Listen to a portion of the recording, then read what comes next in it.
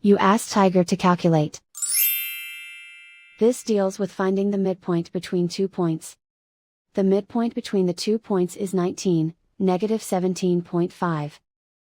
Let's solve it step by step.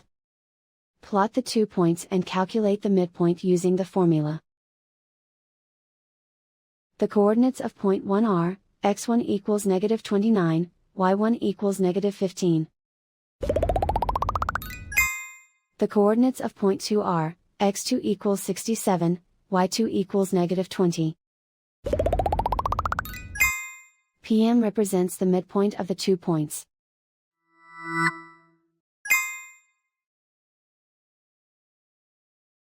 Use the x values in the midpoint formula to find the midpoints x. x1 equals negative 29. x2 equals 67. Simplify the arithmetic.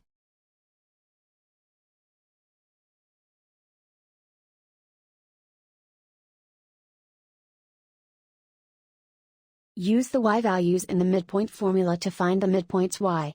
y1 equals negative 15.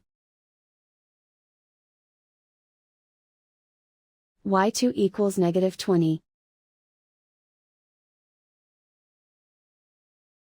Simplify the arithmetic.